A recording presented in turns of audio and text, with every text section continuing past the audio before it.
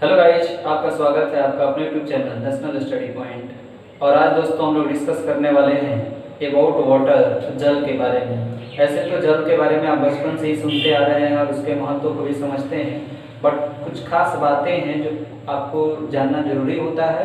तो आइए हम जल से रिलेटेड कुछ खास बातों को जानते हैं जो आपके क्लास 9 से लेकर 12 और प्लस कॉम्पिटेटिव सबके लिए ज़रूरी होता है। तो हम लोग स्टार्ट करते हैं अबाउट वाटर। सबसे पहले मैं यहाँ आपको बताऊंगा कि वाटर WATER, वाटर को आप हिंदी में क्या बोलते हैं तो जल बोलते हैं, ठीक है।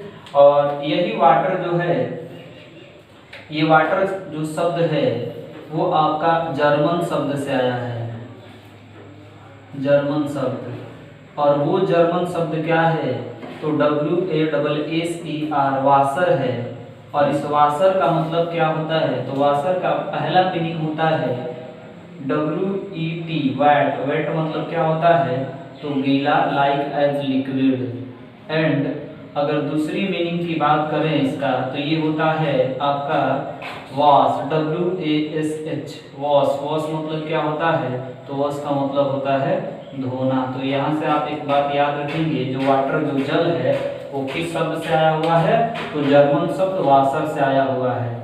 और आगे हम लोग जब बात करेंगे कि जल जो होता है वो हमारे दैनिक जीवन में बहुत महत्वपूर्ण होता है। इसके बाद हम लोग डिस्कस करने वाले हैं कि आपका यही वाटर जो है,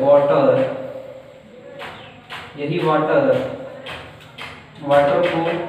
वाटर का फॉर्मूला जो होता है वो फॉर्मूला क्या होता है FORMULA, फॉर्मूला होता है कौन सी तो H2। जल का सूत्र क्या होता है H2। और जल का अदर नेम आपसे कोई पूछे, अदर नेम पूछे आपसे कोई अदर नेम, तो अदर नेम इसका होता है कौन सी AQUA,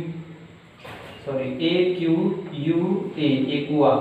एक्वा भी इसको बोलते हैं, जल का अदर नेम एक्वा होता है। इसके अलावा आपसे कोई पूछे इसका मॉलिक्यूलर मास की बात करें, मॉलिक्यूलर मास, तो इसका मॉलिक्यूलर मास जो होता है वो 18 होता है। और साथ ही साथ ये भी बात याद रखेंगे, इसकी डेंसिटी की बात करें हम, डेंसिटी घनत्व, वाटर का डेंसिटी कितना होता है तो वाटर का डेंसिटी एट 277 केल्विन पे 1 होता है।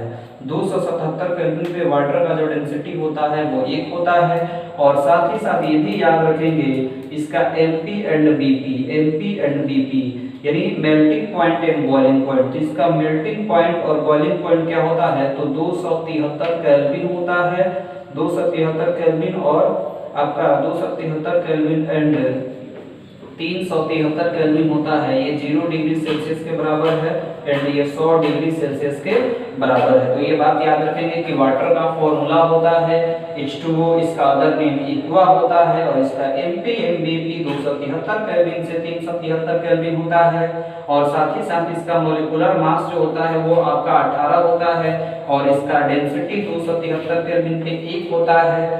इसके अलावा अगर हम लोग वाटर की बात करें तो वाटर बनता कैसे है तो आप याद रखेंगे दोस्तों कि जब हाइड्रोजन गैस की अभिक्रिया, जब हाइड्रोजन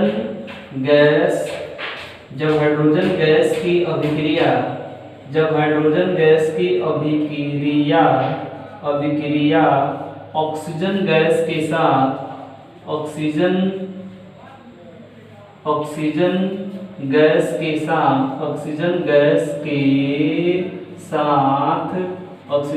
के साथ कराई जाती है, ऑक्सीजन गैस के साथ कराई जाती है तो जल का निर्माण होता है, तो जल का निर्माण होता है। जब हाइड्रोजन गैस की अभिक्रिया ऑक्सीजन गैस के साथ कराई जाती है तो जल का निर्माण होता है।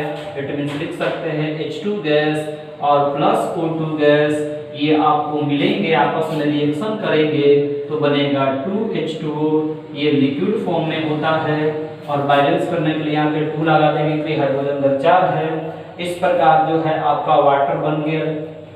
ये बन गया क्या आपका WATER, वाटर बन गया, जल बन गया।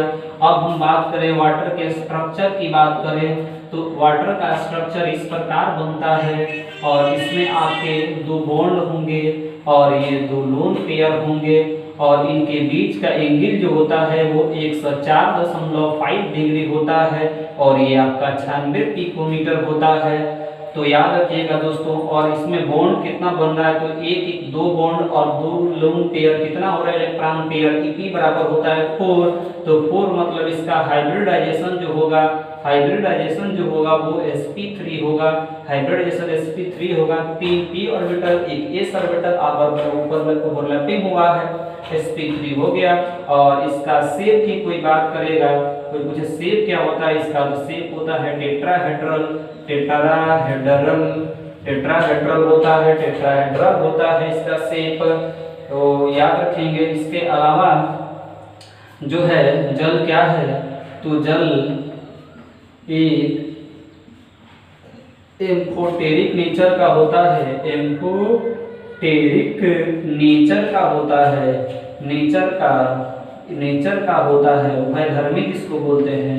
जल एक एम्फोटेरिक नेचर का होता है जो प्रोटॉन PROTON प्रोटॉन यानी H प्लस देता भी है तथा लेता भी है।